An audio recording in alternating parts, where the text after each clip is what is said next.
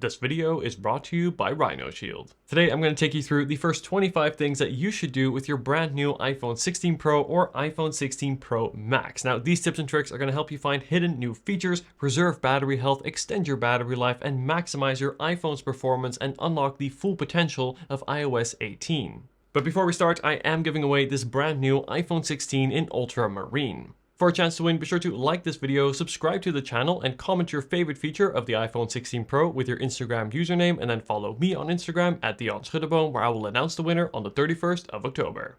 Alright, so the first thing I want to show you is how to protect the incredible display of your new iPhone 16 Pro or Pro Max. Now, these phones come with OLED displays, and OLED displays unfortunately can be prone to what is called burn-in over time, in which pixels or certain parts of the image, like for example icons or your clock, will become permanently imprinted in your display, and there's unfortunately no fix to this other than to buy a new screen. However, there are two really crucial settings that you can make sure are set right, and this is going to go a long way to preventing burn-in happening on your phone. So let me show you what these are. The first setting has to do with your auto lock timer. Now to change this, we're going to go into settings, and then we're going to scroll to where we find display and brightness. And then in here, we're going to scroll down to where we find the auto lock timer. And there's one setting here that you want to make sure you avoid, and that is the bottom one, never. You want to make sure that it is never set to this option and that you always want a shorter time, like for example, 2 minutes or even 30 seconds, especially for security reasons. That's going to be great too. That way, if you ever, have your phone unlocked somewhere, knowing that it will auto lock very quickly, even if you forget to do so, can be great as well. Also good for your battery life, but most importantly, it's going to help protect your display from burn-in, as the two main causes for burn-in are going to be one being on a static image for an extended period, and that's exactly what this setting here addresses, and the second has to do with brightness, but we'll take a look at that next. But here, to prevent your screen from being on a static image for an extended period of time, make sure that your auto lock setting is set to a short time. Again, I recommend anywhere from 3 minutes to 30 seconds. I have mine set here a bit later, but that's only because I'm recording a video. Right, and then as I mentioned, the second setting has to do with your brightness. Now, the second thing that will cause burn-in is being on a high brightness screen for an extended period of time, as that's going to cause more warmth on your display and it's going to increase the chances of burn-in developing. So to avoid this from happening, you want to make sure that auto brightness is turned on. Now, by default, this will be on. However, you can choose to turn this off as well. If you've turned it off, you don't know how to turn it back on, let me show you. Or if you just want to make sure and check that it is on, what you want to do is go into settings and tap on accessibility. Tap on display and text size, and then scroll all the way down here to where we find auto brightness. Now again, I have mine off here for the video, but normally speaking, I always have auto brightness on all of my phones, and you can also actually ask Siri to turn this on for you. Awesome, so these two settings are going to go a long way to protecting this beautiful display of your iPhone 16 Pro and 16 Pro Max. Now the next thing I want to take a look at is a new feature on these phones, and that is the camera control button that you see here on the right hand side. So let me give you a quick tutorial on how this works and show you some of its best features. Okay, so first of all, here is the action button right here. What we're going to do is press it once, and as you can see, we're automatically going to launch the camera app here. So I got my iPhone 16 as a subject for this portion of the video. So what you can do here right away is in the camera app, you can click on the camera control, and that is going to take a photo. You actually have to physically click, and you'll feel that feedback in the phone as well. Quite nice, a bit like taking a picture on a proper camera. However, you can do much more with this. So what you can also do is apply a little bit of pressure and then scroll either to the left or right side. And as you can see, I'm now zooming in to my photo. This is a really unique way to zoom into your picture using this camera control. It gives you pretty precise control. I would say the one thing you do have to make sure to remember is to really apply a little bit of pressure before you're able to zoom. For example, if I take my finger and just rest it and start scrolling, as you can see, it doesn't do anything. You first have to apply that bit of pressure, and then you can start to zoom. Now you can actually take this even further, as the camera control offers even more functionality. So if you double tap it here, 2 firm presses, as you can see, it brings up this secondary menu, and here you can choose between different functions for this camera control. So you can switch between your camera styles, switch between your cameras. You can also change things like your aperture as well as your depth. So you can really go quite far in how to control this and change these settings. Now personally, I do prefer using the zoom. I think this is going to be the best function for the camera control, but you can really fine tune it to go for exactly what it is you want. Now there is one setting that I do recommend you look into and fine tune, and that is to choose which application you want to launch when you press that camera control. You can see here that by default it's going to open up the regular camera app, but what if say you use a different application to take your photos, or you want to open and post straight to a social media app? Well, to do this you can go into settings, And then over on the main page of settings here, we go ahead and scroll down to where we find the camera. So we'll tap on that and then tap on camera control. That's going to be your first option. And here you can choose which application you want to open. So for example, let's say I instead wanted to go to Instagram. You can see here that if I press the camera control, it's automatically going to open up Instagram and immediately bring me to the viewer to allow me to quickly post a story. Great, so that is a quick look at the new camera control. Now later on in the video, I'm also going to show you more camera features and really show you how to make the camera specifically on the 16 Pro and Pro Max even better. So be sure to stay tuned for that. But before we get to that, I want to show you the brand new control center. Now, as you can see, this has got a complete overhaul today with iOS 18, and it's really different and allows you to customize every single element. So it's going to be divided into 3 main pages. So first we have this sort of overview page, then you can scroll down here to your media controls, and then lastly, you have your connectivity options as well. But every page and every control that you see here is now customizable, and I'm so happy to see this, as you can really fine tune it to your liking. You can see I've already changed mine a little bit here, but to change it, you want to press and hold on any empty space in your control center. And as you can see, you now have the option to remove anything you want. And you can also add a control. So we can tap on add control here. And you can see there's such an extensive list and selection to choose from. Super, super cool. And what I also like is you can also resize control. So let's say here I have a music player. I can go ahead and make that larger. I can make it smaller. And I can, of course, freely move it and drag it around wherever I like. It allows you to really customize it to get the most out of your control center. Now I want to talk about the App Store, the place that we download all of our apps from, so a really key part of the phone. But there's a few really crucial settings that I changed from day one with any new iPhone, as that really makes the App Store experience much better and downloading apps to your phone. So I really recommend you go through these. So first of all, let's take a look at how the App Store downloads apps. So let's go ahead and go into settings here. And then we're going to scroll down to where we find the Apple Store or App Store. There it is. And then if we scroll down, first of all, we have the option to turn on or off automatic app downloads. Now, this is something that you can turn on if you like, or I suggest you actually turn this off. So let's say, for example, you have another device like your iPad or your Apple Watch, and you download an app on either of those devices. Do you want that app to also automatically be downloaded to your iPhone? Chances are you don't. Personally, I don't. I download apps on my iPad that are specific to the iPad, and I don't want them taking up storage on my iPhone. So I choose to turn this first option off.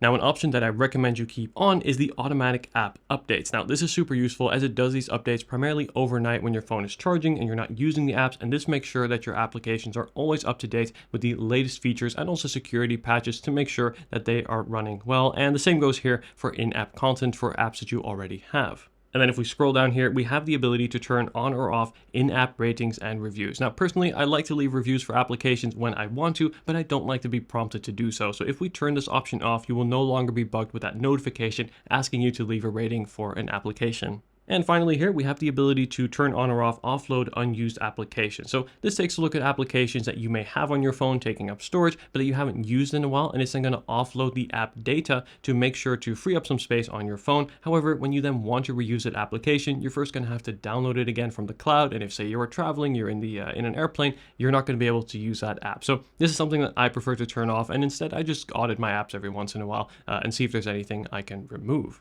So next I want to take a look at the battery. Now this is of course a core component of any phone, particularly a new phone, and you want to make sure that you have great battery health from day one. So the first thing I recommend to do with any new phone is to check the battery health. So to do this, in settings, we're going to scroll to where we find battery, and you want to tap on that, and then in here we can tap on battery health. Now here, there's 2 important indicators that you want to check. First of all is your maximum capacity. This is going to be your battery health, and you want this to be at 100%, at least if you've bought your phone new. And then second to that, we have the cycle count. And this here is going to determine how many times your battery has fully charged and fully depleted. Now, when you buy a new phone, it should be very low, ideally at 0 or 1, maybe 2. But if it's higher than that, you definitely want to send it back to Apple, as it may mean your battery is not fully new, or at least not performing to where it should. Also, a useful statistic to check here is if, say, you are buying a phone used, as this will give you an idea of the quality and the health and the usage of that battery inside. This video is mostly about software, but when it comes to hardware, I do have one very important tip. And that is to get some good protection, and this is where Rhino Shield comes in. Rhino Shield is known for creating super durable and customizable cases, and they have some new exciting products for the iPhone 16. All Rhino Shield cases offer 11 foot of drop protection thanks to their proprietary shock spread technology. The cases also feature double the magnetic strength compared to other MagSafe products for top-notch magnetic pull force. And important to me, the buttons are clicky and feel solid to use. Plus, their anti-yellowing clear case comes with a lifetime warranty. But my favorite feature of the Rhino Shield cases is the endless customization options you have to find your perfect case, including some new designs that use retexture technology for durable and sustainable printing. You can see that here on the clear cases and the jelly tint cases. I especially like these jelly tint cases, which come in such a range of colors to match your styles and the colors of the iPhone 16. The classic solid suit case now also comes in 5 new awesome colors. You can also personalize your case with customizable buttons, camera rings, and unique print designs.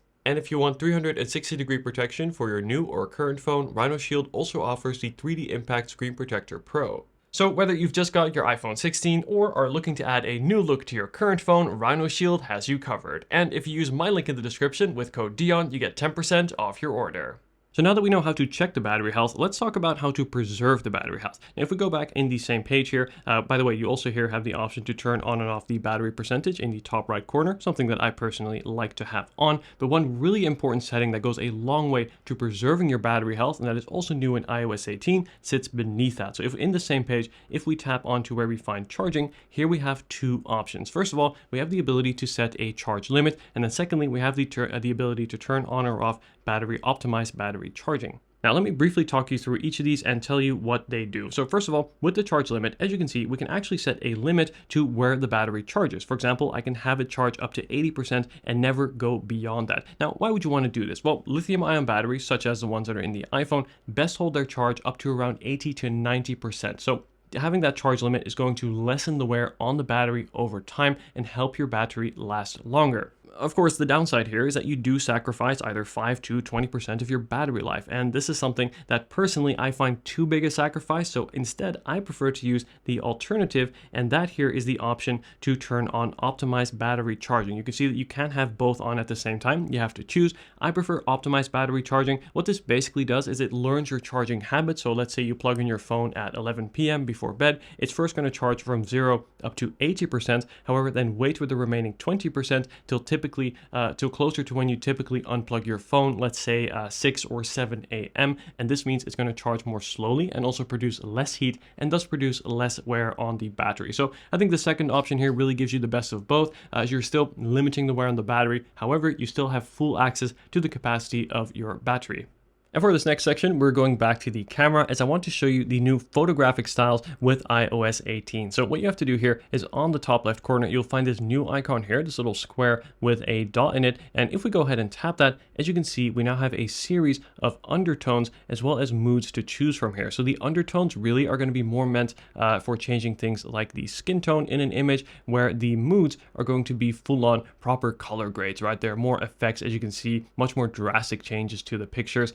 And what is really neat is you can customize these heavily as well. So if we take a look here at the tone and color values in the top right, you'll see them adjust as I move this little touchpad here around on the right. You can see if I can move that, I can make it brighter, darker. I can change the hue as well as the tone and the color, and you can really customize this to your taste. And you can also change the palette here beneath it with this slider. This is going to sort of change the intensity of the effect, whether you want it to be more opaque or more apparent as well. And you can simply press this button here to take a picture, or of course use that camera control. Now, basically with photo styles here, it really allows you to, with these new photographic styles, make a much more fine-tuned image that's really unique to your style, and I think it's really great, particularly these undertones. I find this to be really interesting to use in portrait shots, and what is also neat is you can actually apply these filters after the fact.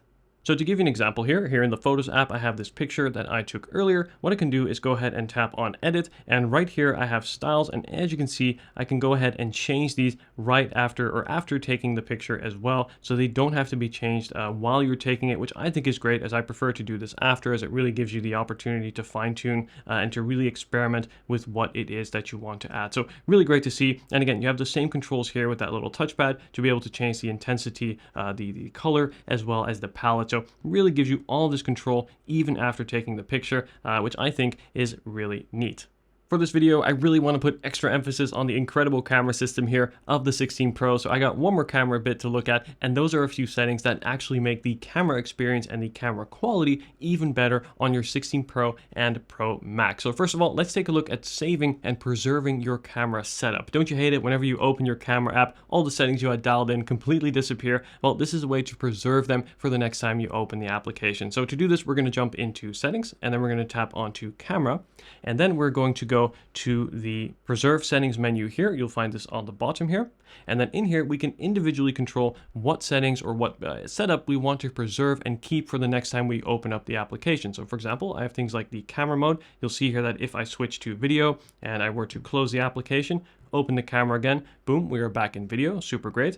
And secondly, we also have the ability to preserve the photographic style. If you like fine-tuned one that you really like and you want to like consistently shoot in that style, you can turn that on as well. Same thing here for creative controls and other things like your live photo settings as well. So really great to not have to constantly change these settings, set them once and then forget them. Ooh, this next one is really great. So the cameras on the iPhone 16 Pro and 16 Pro Max are actually capable of shooting 48 megapixel photos. However, out of the box, they actually don't shoot in 48 megapixels and instead shoot at either 12 or 24, depending on your settings. So you have to unlock this mode to get the full quality, full resolution 48 megapixel photos. So in settings, we're going to go back into camera here, and then we're going to tap onto formats. And here, there's a couple settings you want to change. So first of all, you want to make sure that Pro RAW and resolution control are turned on, and this will now give you the ability to change the resolution of your photo. So once you have this turned on, what we're going to do is go back into the camera app here, and let's go back to photo mode. And up here you see this RAW Max. It may also say RAW JPEG or JPEG Max depending on which iPhone you're using. I believe on the 16 it will be JPEG Max, but here on the Pro it is going to be RAW Max. And if we tap that, as you can see, that's now been enabled. And let me show you here. Now what we're going to do is take a 48 megapixel photo. So I'll quickly take a picture here of the iPhone 16. And here we go. As you can see, I've got a picture here of my iPhone 16. And if I scroll up, as you can see, that's going to be a 48 megapixel photo. So we're now taking full advantage of every megapixel that the camera on the 16 Pro has to offer. Now, one thing to bear in mind is that, of course, your file sizes are going to be larger when you are shooting in 48 megapixels. So my suggestion is to use this only for special occasions or for times where you really need that extra detail. Otherwise, it's great to tune down the resolution to save storage as you go. A couple more neat camera features that I want to quickly run through on the iPhone 16 Pros is that one, when you are shooting video, you now have the ability to keep playing music in the background. So if say you have music on with your AirPods, they won't interrupt your video and vice versa, which is great. And you now also have the ability, as you can see, to pause a video recording midway through and then continue it. And this will be saved as one clip as opposed to having multiple clips on your phone. This I think is great for creating content for social media. And lastly, we now also have the ability to change the playback speed right within the Photos app. So as you can see here, I have a quick clip. Now this is shot in 120 FPS, which you can now do on the in 4K on the iPhone 16 Pro here. And as you can see, if I go ahead and tap onto edit here, on the top here, I have this little retime control. So I can go ahead and tap that, and I can change the playback speed to either 25%, which is going to be in 30 FPS, 50, or even 20 to get that cinematic 24 FPS. Let me show you real quick what 25 looks like. So it's going to play back at a quarter of the speed. As you can see, that's going to be in super slow motion, and you can do this right on your iPhone without needing to render or to load or anything, which is really cool to see and a lot of fun if you want to say preview some slow motion footage that you have just shot.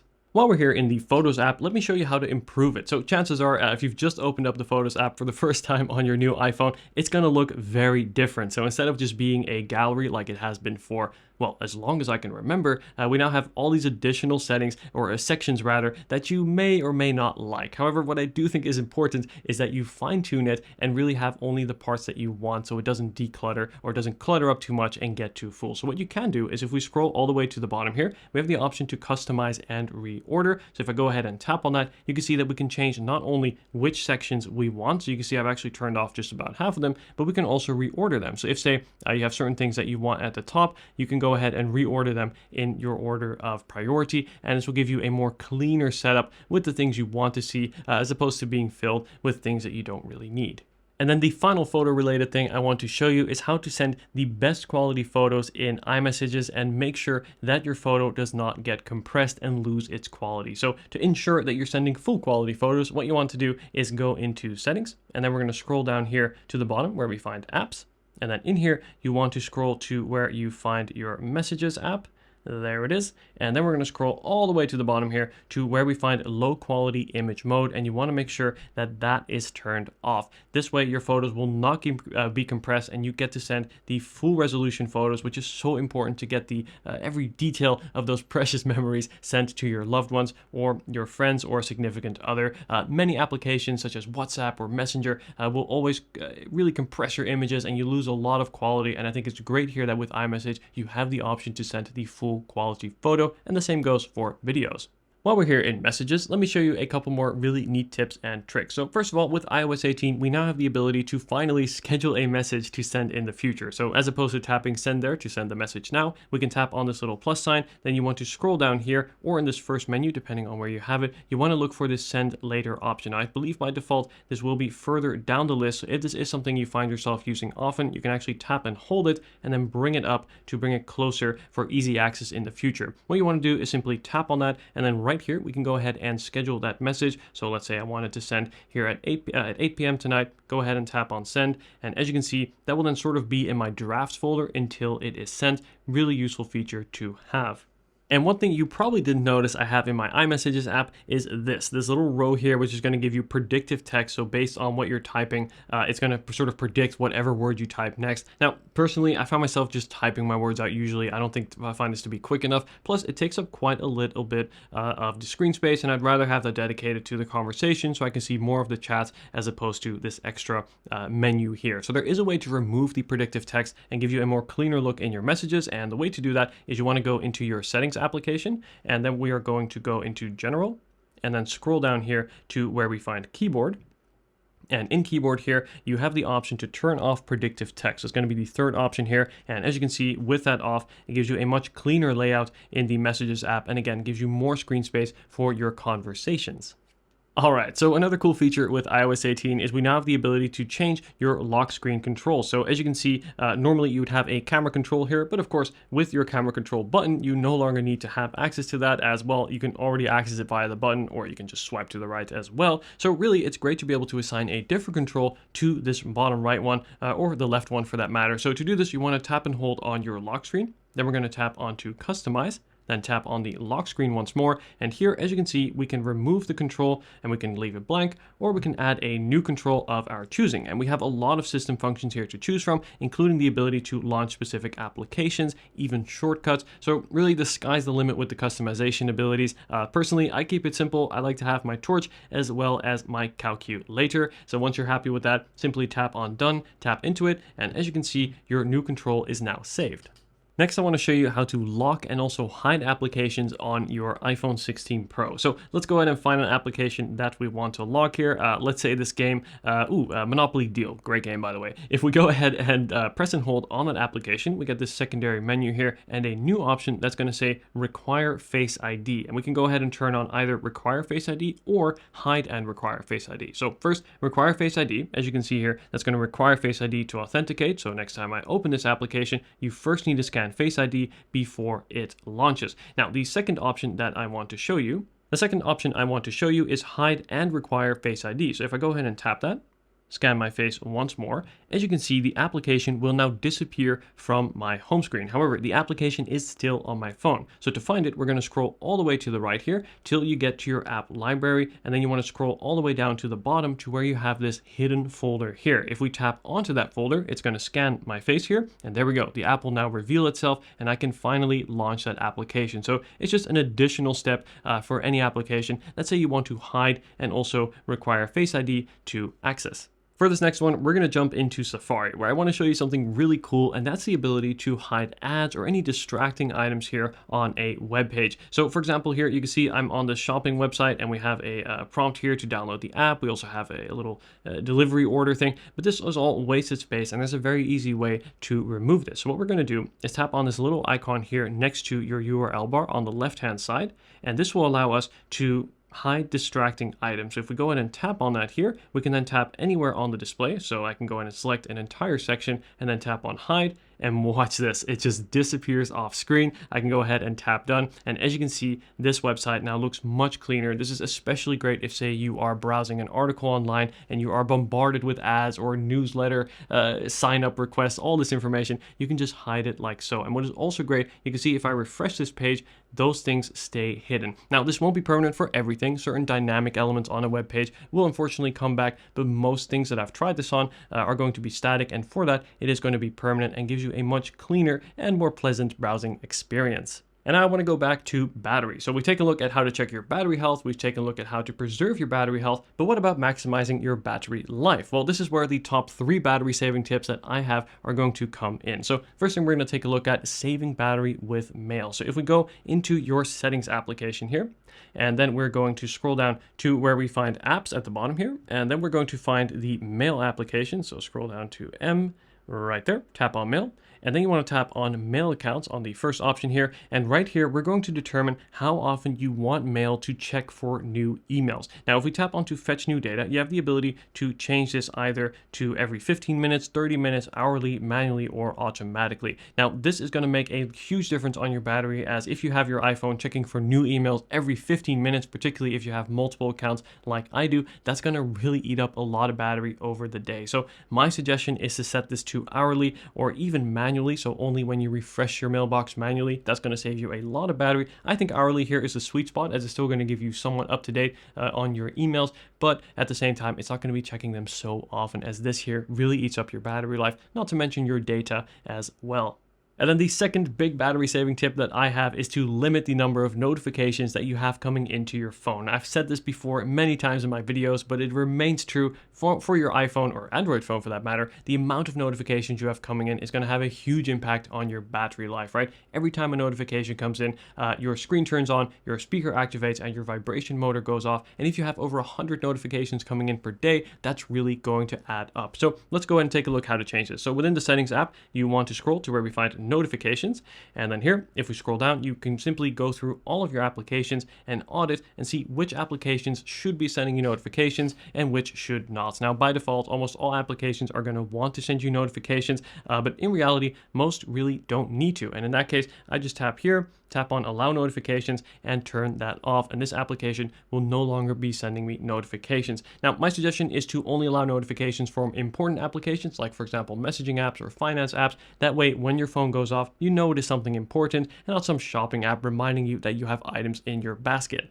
And that brings me to the third battery saving tip, and that has to do with your background app refresh. So if we go back to the main page here of settings, tap onto general, and then we're going to scroll to where we find background app refresh, tap on that, and just like with notifications, you want to audit and go through which applications you want to allow to run in the background and which you don't. Now, by default, it's going to be on for pretty much all applications, but this too is going to really eat up a lot of battery over time. And personally, I only like to keep it on for certain productivity and messaging applications, also things like maps apps, but other things I turn off as they don't need to be running in the background using my battery. And this here brings me to a really important section of the video. Let's take a look at making your iPhone more private. So first, let's take a look at limiting your location services. So what we're going to do here is jump into settings, and then we're going to scroll to where we find privacy. There it is. And then we're going to tap onto privacy and security. And then here, the first option, we have location services. Now here, really important, when you're scrolling through this list, there's one thing you want to make sure that you never see, and that is the word always. There's no application on your iPhone that realistically should have always access to your location, or that should always know where you are. To pick on Instagram here, if we tap on that, you'll see that it will actually give you the option to always allow it to have access to your notification, and by default it is going to ask you to do that. However, what I recommend is that you turn on only to allow it to see your notification while you are using the application. For example, say if you want to tag your location in a story or in a post, it can be useful then, but even then I don't share my precise location. So you have the option here to share only your rough location. So say you're on holiday somewhere, you only want to send or share rather the location of the town, not necessarily the street or the address. So with your location, I suggest you go through each application and see whether it needs to have your location to begin with. For example, here, I hate ironing, great application, but it doesn't need to have my notification, right? Or location. The same thing goes for Shazam. Doesn't need to know where I am either. So then I just turn these off. And the ones that do need it, I only allow while I'm using the application.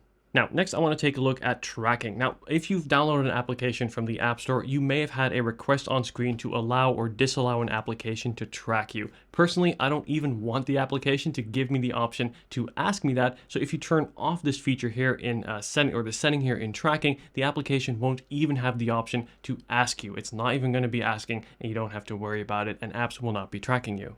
Now, new to iOS 18, if we scroll down here, we also have the ability to monitor, or to audit rather, which applications have access to which contacts. So you can choose whether they have access to either your full list of contacts or limited access. So you can create specific groups, for example, for work applications or things like that. If you want to keep that separate from your personal contacts, you can do that. So really great to see this with iOS 18. Three other parts that I really encourage you to look through are going to be, first of all, your photos, where you can also give either full access or limited access to certain photos in your library. You can see that I've set most here to limited access. So for example, Instagram, they will only have access to a specific set or album of photos, as opposed to having full access to my library.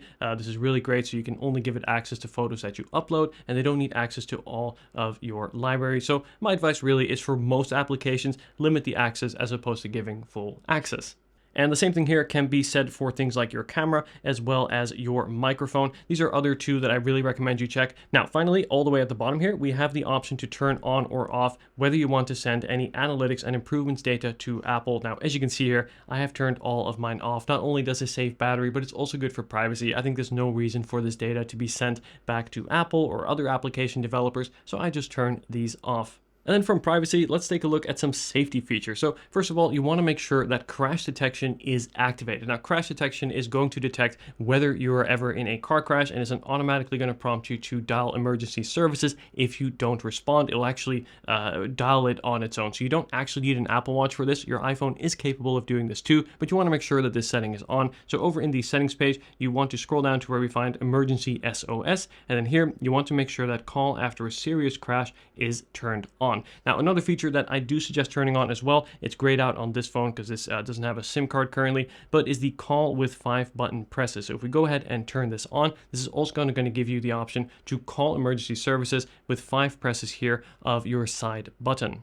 And we've now made it to the bonus quick tip section of this video, where first I want to show you how to change the flashlight direction and brightness. If we go ahead and trigger the torch or the flashlight here in this menu, as you can see, we can now change the brightness by sliding up and down. You can see here it becomes more dim or brighter, and we can also change the direction. We can make it more focused or broader. As you can see here, if we look at my backdrop here, swiping to the left makes it more narrow, and then swiping it to the right makes it more broader if, say, you want to light your entire room or want to light a specific portion. So pretty cool to see this control here in your flashlight settings. Now it's also going to save depending on where you leave it. So really cool to see, and this menu here will pop up every time you activate your flashlight.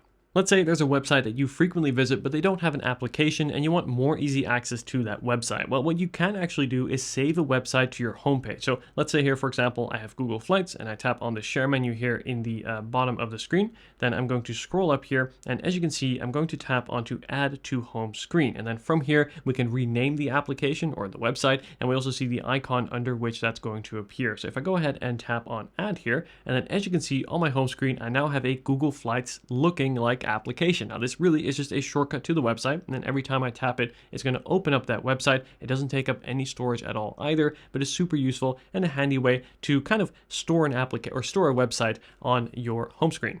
One more tip in Safari, a quick way to switch between your open tabs instead of going to the tab switcher every time is to simply swipe left and right here across the URL bar. And as you can see, this is a super easy and quick way to switch between your open websites and tabs. And what is also cool is you can also swipe along the bottom of the display by the home bar here to the left or right to quickly cycle between your open applications. Super useful. Without having to first open up the app switcher, you can quickly cycle between 2 apps like so. Really love this feature. And by the way, this also works on the iPad. Now, I don't know about you, but personally, when I'm typing, I love to have the haptic keyboard turned on, which gives you a slight little vibration with every press of the button. Almost feels a little bit like you have a physical keyboard. Brings me back to the good old BlackBerry days. Well, I say good old, I don't really want to go back, but they were still good times, and I do like to have a more tactile feel with the keyboard. So with that, there is an option you can turn on in settings to turn on those haptic feedback. So to do this, we're going to go into the settings application here, and then we're going to scroll to where we find sound and haptic. haptics, and then in here we can go ahead and scroll down to where we find the keyboard feedback, and we have the option to turn on or off the haptics, which is going to give you that little click sensation, that slight vibration with every press. We can also turn on the sound. This is something I turn off, and I recommend you turn off too. You don't want others to hear you typing, but the haptics are nice to give you that click sensation.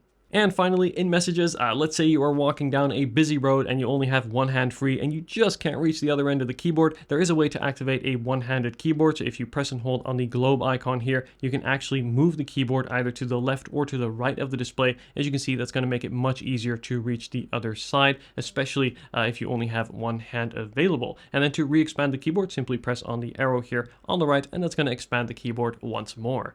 And there it is, the first 25 things that you should do with your brand new iPhone 16 Pro. Let me know if you have any questions at all, and again, whether you just got your new 16 Pro or are looking to add a new look to your current phone, be sure to check out Rhino Shield with my link in the description and use code DION10 to get 10% off your order. And if you haven't seen it yet, I highly recommend you check out my 25 iPhone settings to change video, which I'll leave linked on screen right now. Thank you so much for watching, and I'll see you in the next video. Take care.